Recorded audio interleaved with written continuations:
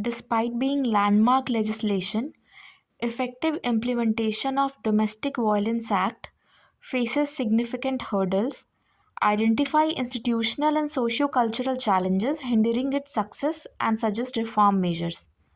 अभी 20 साल हो गया डोमेस्टिक वायलेंस एक्ट को, तो एक इम्पॉर्टेंट थीम बन जाता है। लैंडमार्क लेजिस्लेशन है डोमेस्टिक वायलेंस एक्ट, लेकिन इसके इफेक्टिव इम्प्लीमेंटेशन में हर्डल्स है। तो हमें चैलेंजेस बताने हैं। बॉडी की जो मेन पार्ट के दो रहेंगे कि इंस्टीट्यूशनल चैलेंजेस और सोशियो कल्चरल चैलेंजेस, और फिर रिफॉर्म सजेस्ट करना है। ये रिफॉर्म्स ही वे फॉरवर्ड हो जाएगा। कंक्लूजन इस रिफॉर्म पे कर सकते हैं। ओके, चलो अब आंसर देखते हैं। इंट्रोडक्शन है।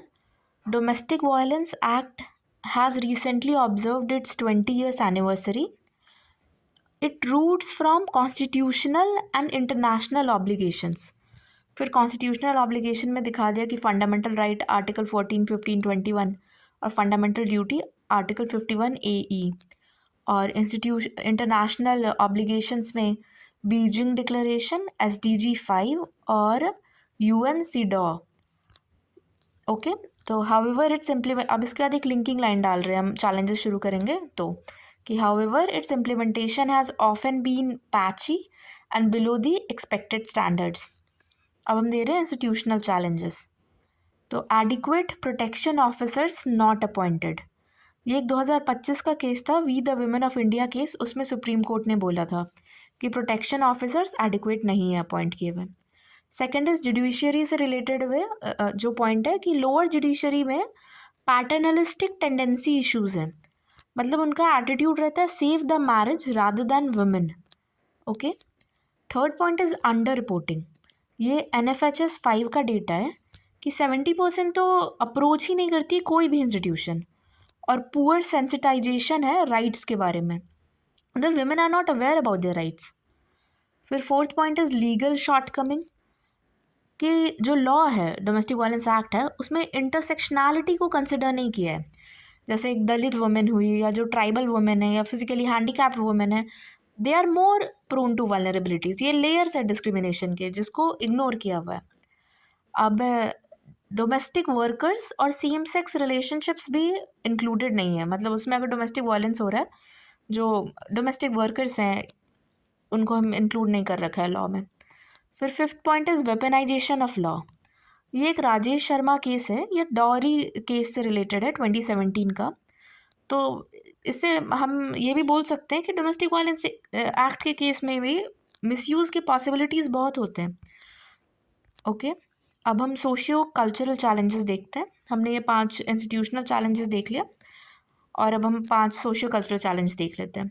फर्स्ट इज़ एंड्रोसेंट्रिक सिस्टम्स, मतलब जो सोशियो कल्चरल इंस्टीट्यूशनल फ्रेमवर्क्स हैं वो मेल एक्सपीरियंसेस को प्रायोरिटाइज करते हैं। Okay, second is socio economic stress, जैसे poor quality of life, unemployment, poverty, ये सब है तो विमेन पे वायलेंस बढ़ जाता है। और इसके एग्जाम्पल में है कि UN वुमेन ने बोला था जो कोविड पैंडमिक था वो एक शैडो पैंडमिक था, क्योंकि कोविड के शैडो में विमेन पे वायलेंस हो रहा है या विमेन ज़्यादा सफ़र कर रही हैं। ओके, अब क्योंकि फ्रस्ट्रेशन निकालने के लिए वो एक पंचिंग बैग की तरह अपने क्वालिटी ऑफ लाइफ में विमेन को ऐसे यूज़ करने लग जाते हैं, इसलिए सोशियो इकोनॉमिक स्ट्रेस भी एक फैक्टर है, इम्पॉर्टेंट चैलेंज है। अब third point is internalization of violence by children grown in abusive homes, मतलब इंटरजनरेशनल साइकिल ऑफ वायलेंस। कोई बच्ची है जो एक ऐसे अब्यूजिव होम में है, तो उसको लगेगा कि may be violence is the norm, या कोई बच्चा है वो फिर बड़ा होगा तो वो that boy will copy that behaviour, तो वो इंटरनलाइज कर लेंगे जो चिल्ड्रन ऐसे होम में बड़े होंगे। ओके, अब फोर्थ पॉइंट इज पेट्रियार्की। तो सिल्विया वॉल्बी मैम है, उनका 6 स्ट्रक्चर्स ऑफ पेट्रियार्की है कि पेड वर्क में house hold work, state, violence, sexuality और कल्चरल इंस्टीट्यूशंस, हर जगह पेट्रियार्की कैसे है। ये सिर्फ प्राइवेट अफेयर में नहीं है, पब्लिक अफेयर में भी है। पेड वर्क में मेल डोमिनेटेड यूनियंस है, पे गैप्स है, ग्लास सीलिंग्स है। हाउस होल्ड वर्क में इंटरनलाइज और सोशलाइज हो जाती है वो विमेन पट्रियार्की को सपोर्ट करने के लिए। और डबल बर्डन भी है, 2 जॉब का बर्डन हो जाता है हाउस होल्ड वर्क, क्योंकि household work is considered to be women's work. फिर स्टेट ये एफर्ट्स लैक करता है, वो जो जेंडर सेंसिटाइजेशन पे जैसी पॉलिसीज़ होनी चाहिए वो उतना एफर्ट्स लैक हो रहा है। फिर वायलेंस में है कि अगर पट्रियार्की को चैलेंज किया गया तो क्रूड साइकोलॉजिकल और फिज़िकल वायलेंस होता है। फिर सेक्सुअलिटी में है लेबल्स, मतलब मेन और वुमेन को डिफरेंट लेंस से देखा जाता है, उनको अलग लेबल्स दिया जाता है सिमिलर काइंड ऑफ वर्क करने पे। फिर कल्चरल इंस्टीट्यूशंस में है कि फ़ीमेल प्रोजेक्टेड ही ऐसे है कि वो मॉडेस्ट हो और प्रिटी हो तभी ठीक है, और किसी भी चीज़ को थोड़े बैड लाइट में दिखा देते हैं। मतलब the better qualities which a women can have is modesty and being beautiful, being pretty, ऐसा नॉर्म है, ऐसा मैम बताना चाह रही है, सिल्विया मैम।